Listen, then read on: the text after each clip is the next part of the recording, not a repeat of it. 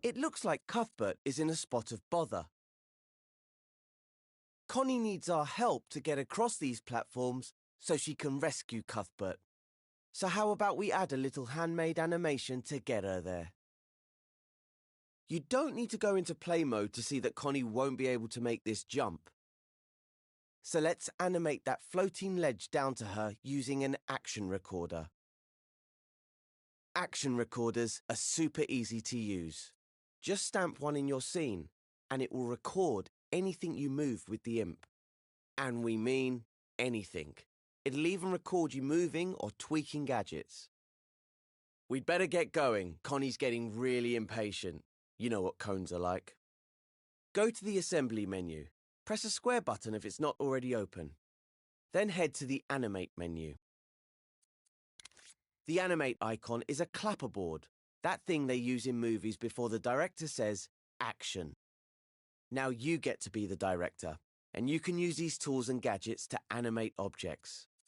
Select the action recorder, the icon with a film strip and a plus sign on it. You'll now have an action recorder gadget on your imp. Stamp it down, somewhere near the floating ledge. A progress bar will appear at the top of the screen, along with a record button on the right. Also, your imp will turn red.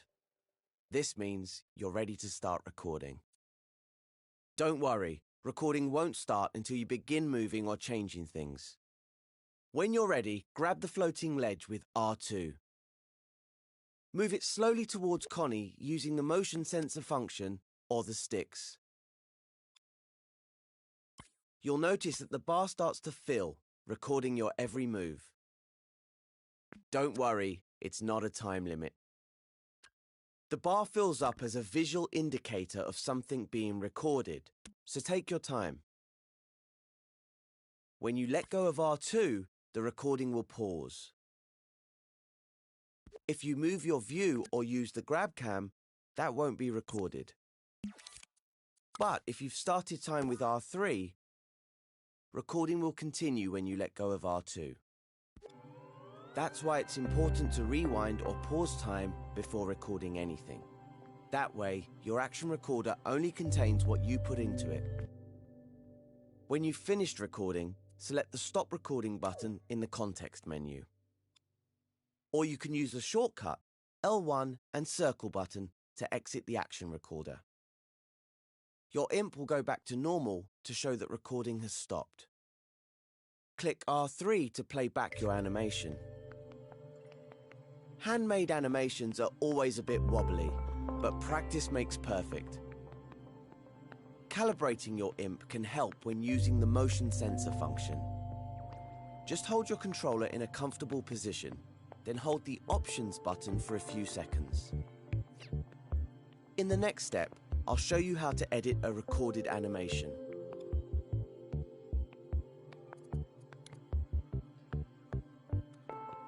Anything you record is stored in the Action Recorder gadget. If you hover over the floating ledge, the Action Recorder will pulse. Select the Action Recorder with X, and dashed lines will appear on the objects animated with it. It'll also show the animation path. That's this dashed line. If you're not happy with your animation, redoing it is easy. First, rewind time with L3.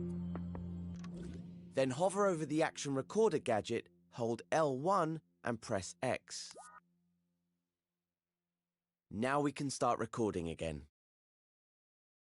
Select the Retake button in the context menu to replace the old animation. Now you can record a new one. Move the platform so it stops in front of Connie. You can undo actions you perform using the left directional button, but it won't undo any time that has passed.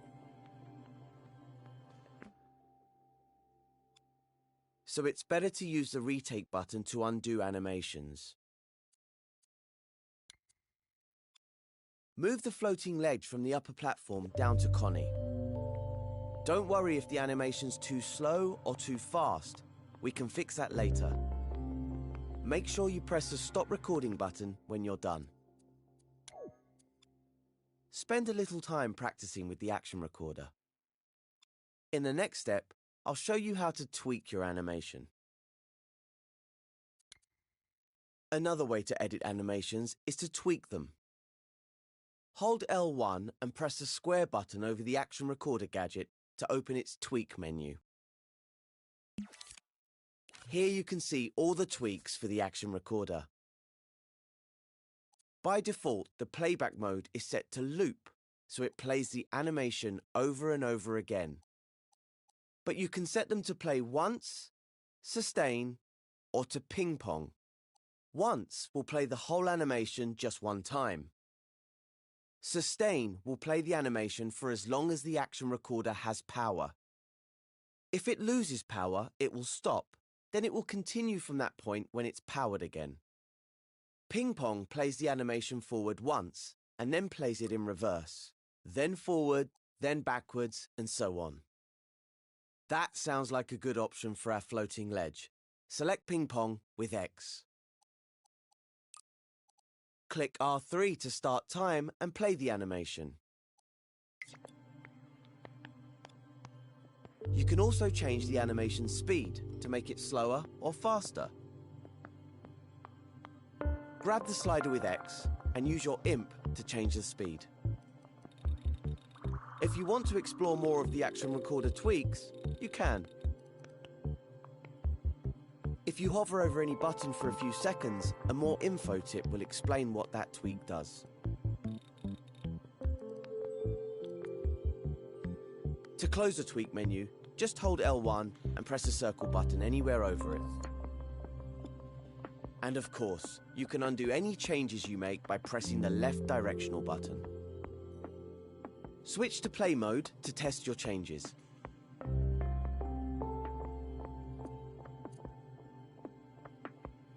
When you're ready, come back to edit mode.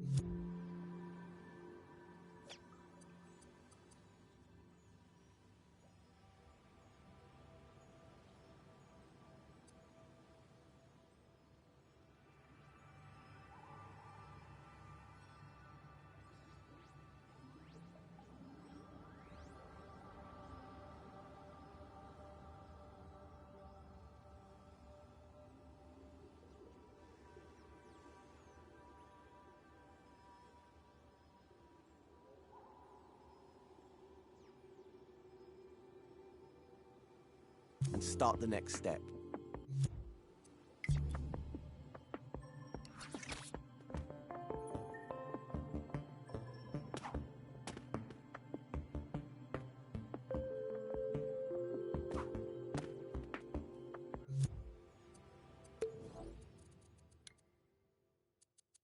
Now that Connie's made it up to the higher platform, how will she get back down to the next one? First, rewind time with L3. You probably already know about cloning objects, but do you know that you can clone their animations along with them? I'm sure you remember how to clone, but if not, just hold L1 and grab the ledge you animated with R2.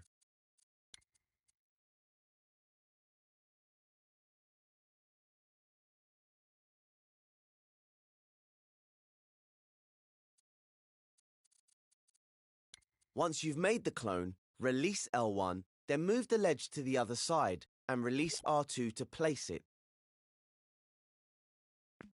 Not only did you clone the ledge, but you also cloned its animation. Click R3 to start time. Now we just need to flip it so that it moves in the correct direction. First, make sure you rewind time. Grab the platform with R2. Then click L3 to flip it horizontally. Depending on where you grabbed it, you might have to move it closer to the other platform after flipping. You may also need to realign it with triangle before releasing R2 to put it back down. Now click R3 to start time, and the platform should move in opposite directions.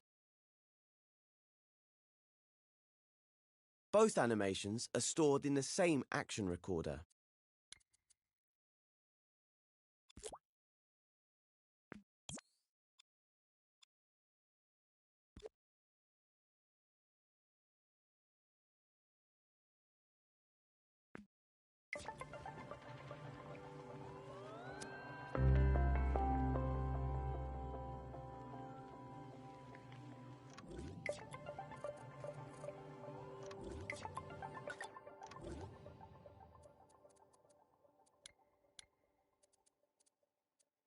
Depending on where you grabbed it, you might have to move it closer to the other platform after flipping.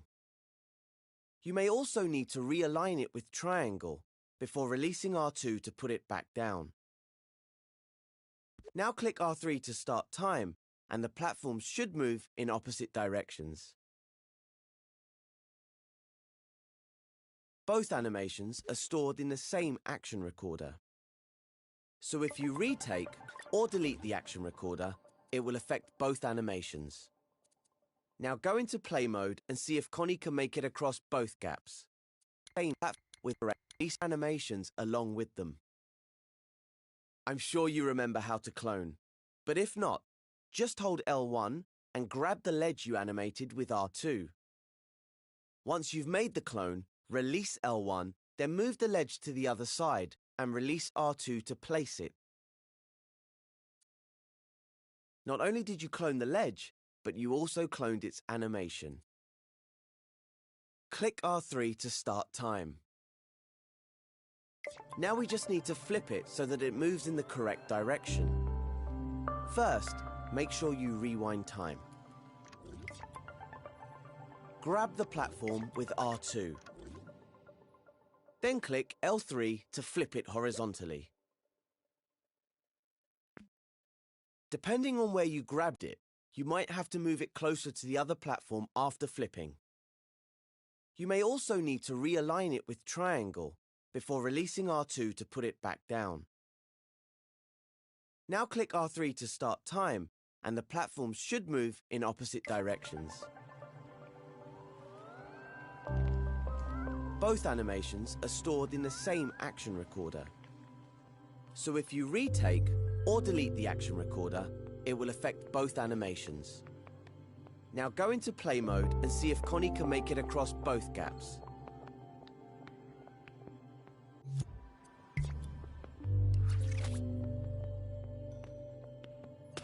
Switch back to edit mode when you're ready to move on.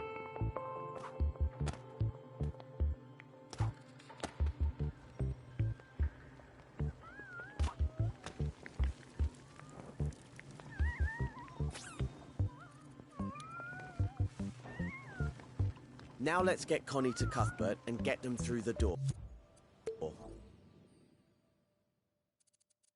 I've placed a shiny helper cube, let's call it Cuff Bot, that holds up the next platform, but it's not very animated at the moment.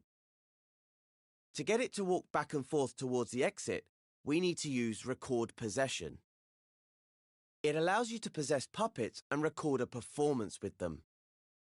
Open the Assembly menu, then go to the Animate menu. Select Record Possession. It's the button with the sock puppet icon.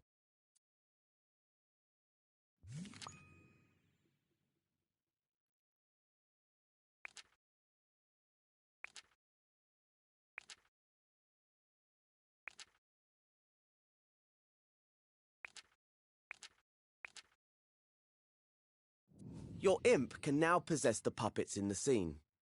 In the Context menu, you'll see the Count-In button. When this is selected, you'll get a 3-second count-in before recording starts. Press R2 over the cuff bot to possess the puppet and start the countdown. When the count reaches 0, the possession recorder begins recording.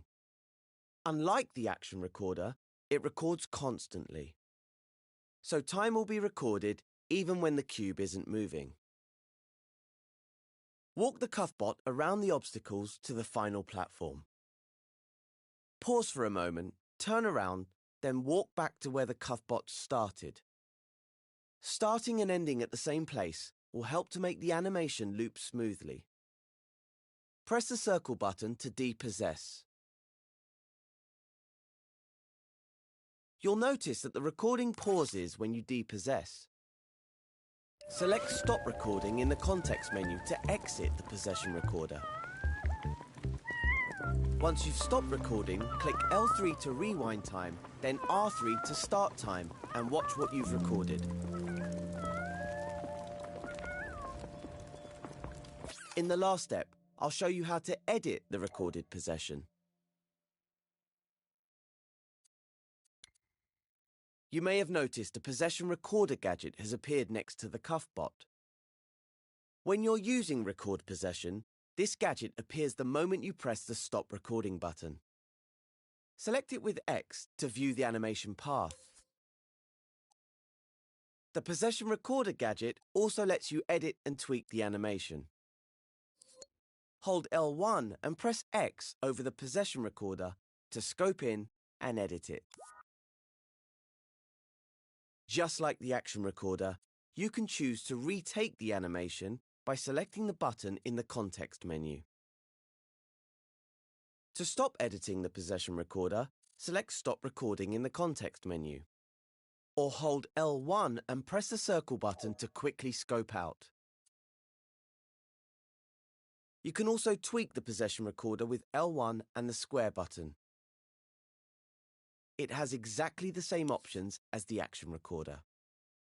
Experiment with the recorder and the different tweak options. Remember, you can see more info about the tweak settings by hovering over them for a few seconds. Close the tweak menu by pressing L1 and the circle button anywhere over it. Once you're done editing, switch over to play mode to test out the completed scene.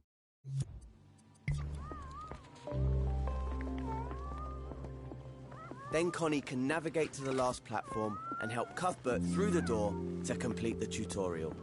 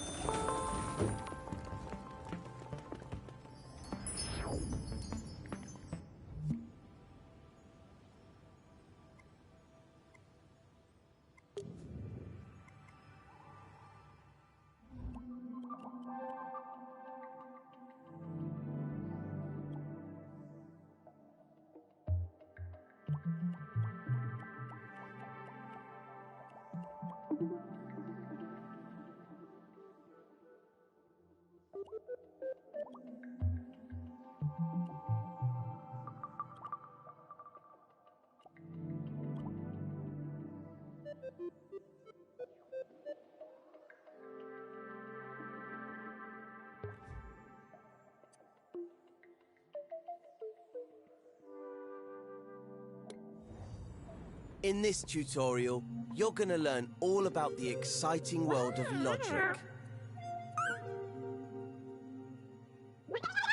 Pay no attention to Cuthbert.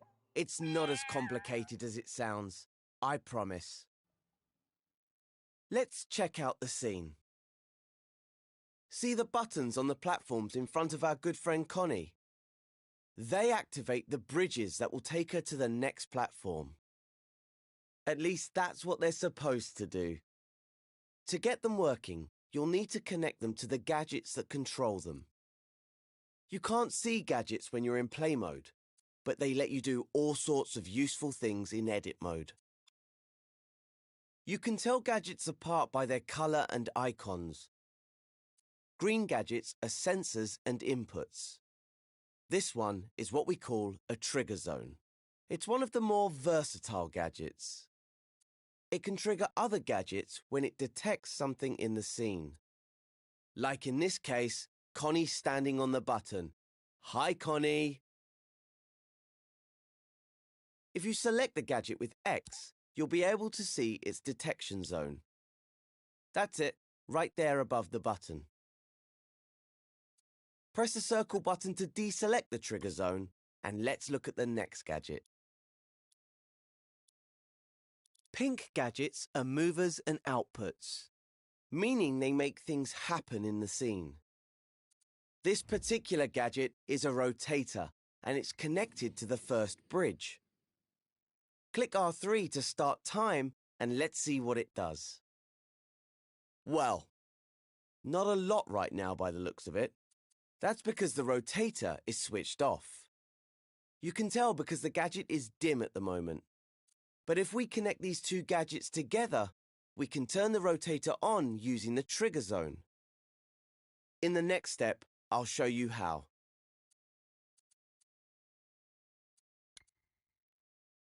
Before we start connecting things, make sure you can see both gadgets. You'll notice they have ports sticking out of their sides.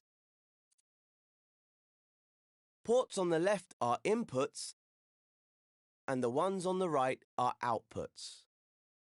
Hover over the output port on the trigger zone now. You'll see the word detected appear. That means that when the trigger zone detects something, this output will send a signal. Before it can send that signal to the rotator, though, we'll need to connect them with a wire. So hover over the detected output and press R2 or X. You'll notice your imp is now tethered to the port by a wire. Power ports have appeared on the gadgets too. It's these ports that switch gadgets on or off. OK, drag the wire over to the rotator gadget. Now hover over the power port at the bottom, then press R2 or X. Once the gadgets are connected, the wire will disappear automatically. That way, your scene won't get cluttered. After all, you don't want wires all over the place. You can see the wire again by hovering over either gadget. OK, time to test our connection out. So let's switch over to play mode in the options menu. That's more like it. Now the trigger zone detects Connie when she stands on the button and activates the rotator on the bridge. As soon as she steps off, the rotator stops working. You can use the button to get the bridge lined up with the platform.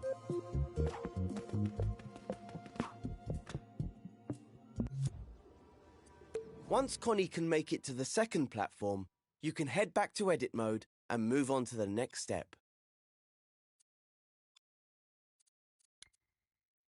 Now that we've connected the rotator, let's take a look at the second platform. See the yellow gadget on its side? This gadget isn't a sensor or an output. It's called a microchip. Microchips are used to organize logic in scenes. You can think of them as boxes of gadgets and wires. Let's have a look inside. Hover over this one with your imp. Hold L1 and press X. It's just like scoping into a group of objects. This window is the microchip's canvas. And if these gadgets look familiar, it's because they're two rotators. Each one controls half of this jointed drawbridge. Try to connect the output from the trigger zone to the power ports on the rotators. You can create multiple wires from the same output. Or you can clone wires in the scene by holding L1, then grabbing them with R2. Clone the wire near the rotator to create a new wire from the trigger zone. Once you've connected the trigger zone to the second rotator, switch over to play mode and make sure it's all working. Okay, jumping on the button now will activate the trigger zone and raise the drawbridge so that you can cross over the... Oh, wait a minute. The bridge has dropped down before Connie could cross. That's because the signal to the rotator stopped sending as soon as Connie stepped off the trigger zone. Switch back to edit mode and rewind time with L3. In the next step, I'll show you how to make signals stay on.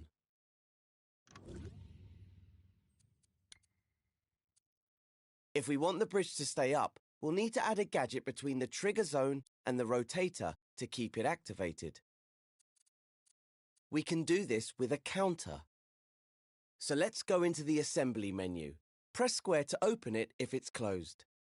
Select the Gadgets menu with X. You'll find the counter in the Logic and Processing section. The gadgets in this menu take an input signal and change it in some way before sending it on. If it's closed, select the Gadgets menu with X. You'll find the counter in the Logic and Processing section. The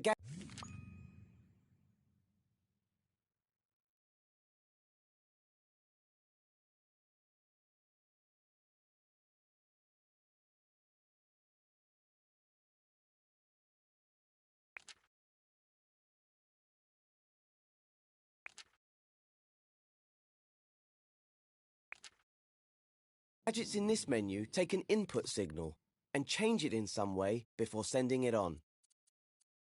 Go ahead and select the counter.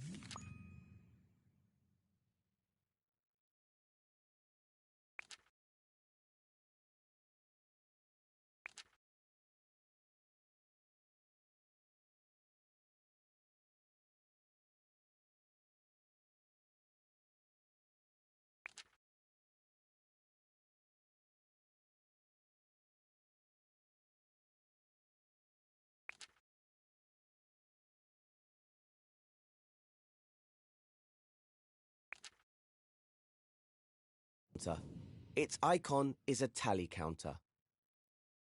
Now you can see the gadget on your imp. Hover over the microchip and it will snap to the canvas. Press R2 or X to stamp the counter onto the microchip, then press circle to unequip it.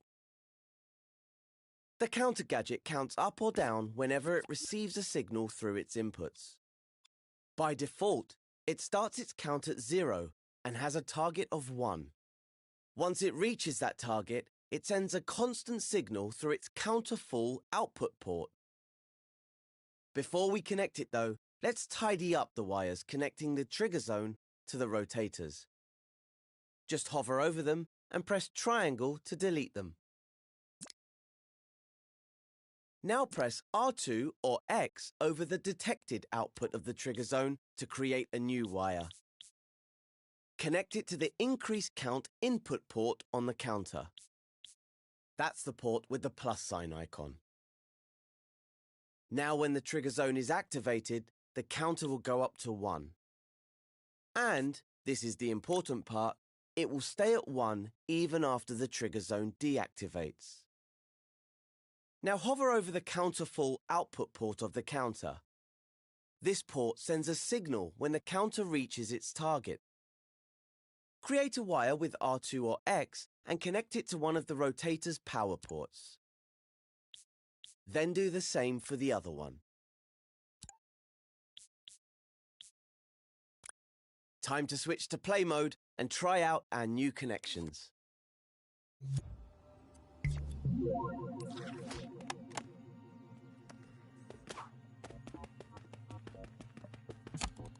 When you're happy everything's working as it should, return to edit mode and move on to the next step.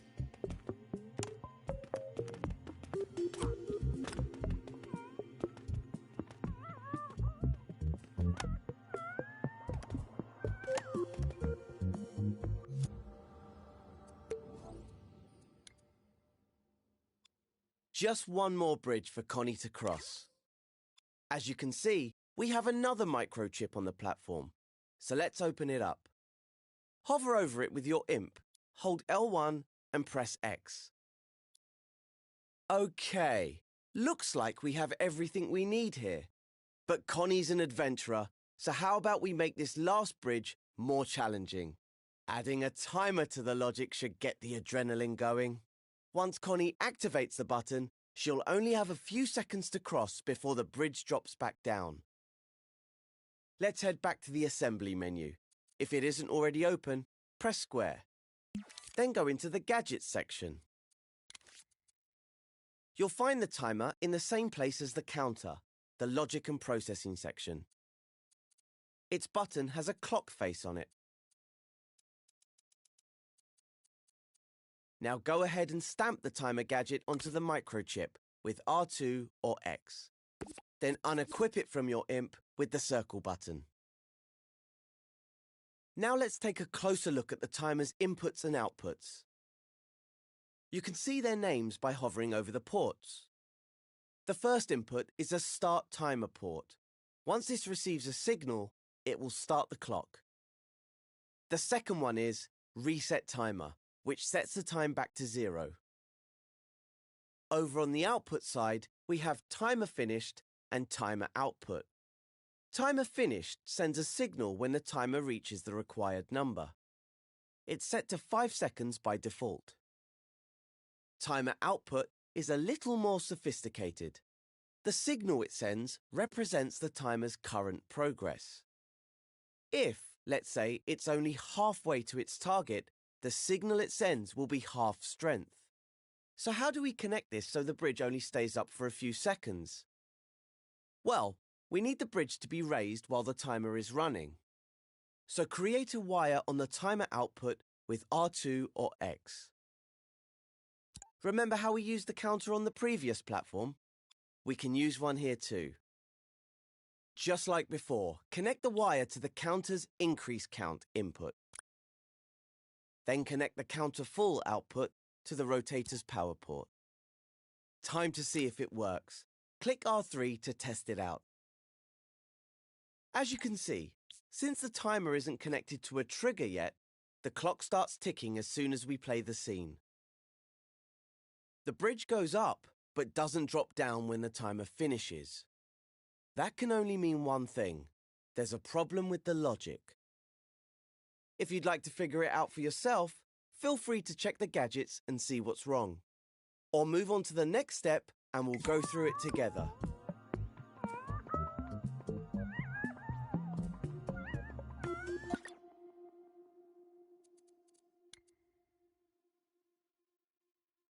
So let's take a look at why the bridge stayed up after the timer finished instead of going back down.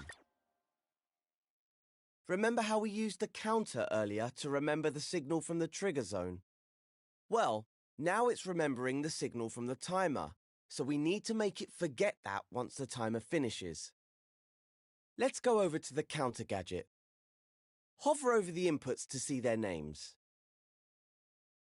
This one here is reset count. It'll put the counter back to 0, which will turn off the rotator. So all we need to do is connect it to the timer, but to which output? Aha, there we go. We can use the timer finished output. Hover over it and create a wire with R2 or X. Then stretch the wire over to the counter and connect it to the reset count input.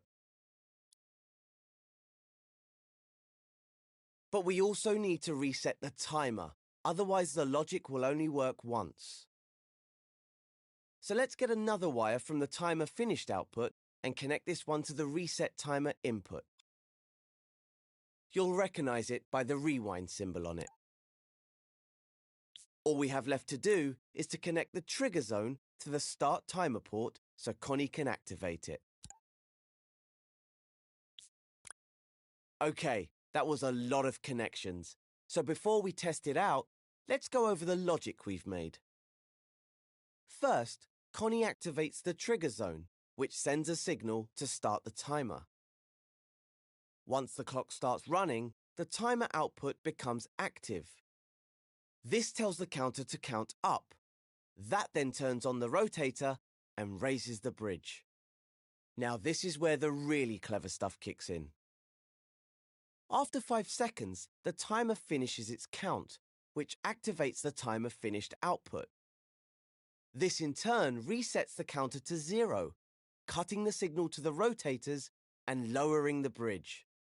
And let's not forget, it also resets the timer, so the logic could be triggered again if Connie didn't cross the bridge the first time.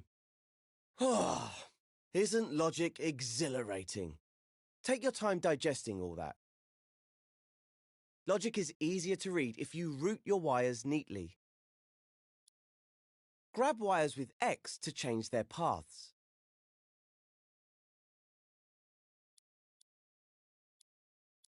You can also move the gadgets around by grabbing them with R2.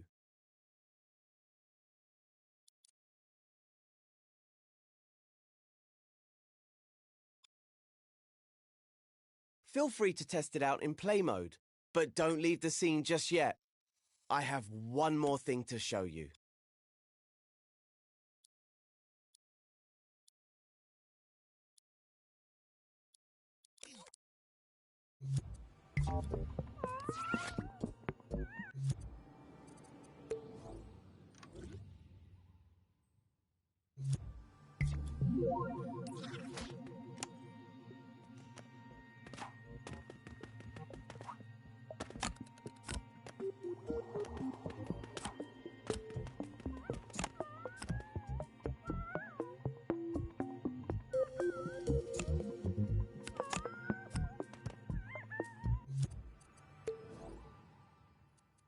So, on the third platform, we've set up a timer that makes the bridge drop after 5 seconds. But I think that might be too easy for a seasoned pro like Connie. Let's make it a little bit more challenging. First, if you're in play mode, switch back to edit mode and rewind time with L3. Let's move in closer to the microchip with the timer. You can use the grab cam, R1, to move your view. Now I'll show you how to tweak a gadget's settings. Hover over the timer gadget, hold L1 and press square. This tweak menu contains the settings for the timer. Hover over the sliders and buttons to see their names. The top slider sets the target time for the timer. If we lower this setting, the bridge will stay up for a shorter time. To adjust the value, hover your imp over the slider, then hold X. Use your imp to drag the slider left or right.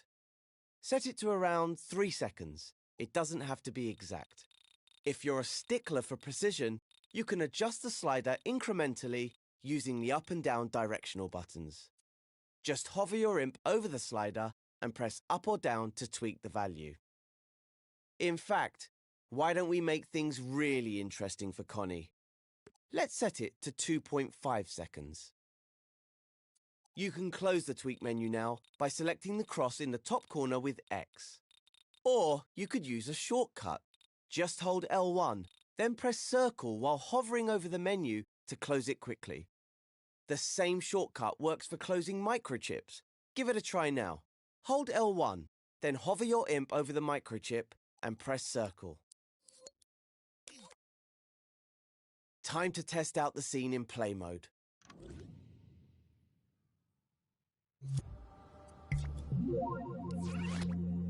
If you have any problems crossing that last bridge, you can always tweak the timer again in edit mode.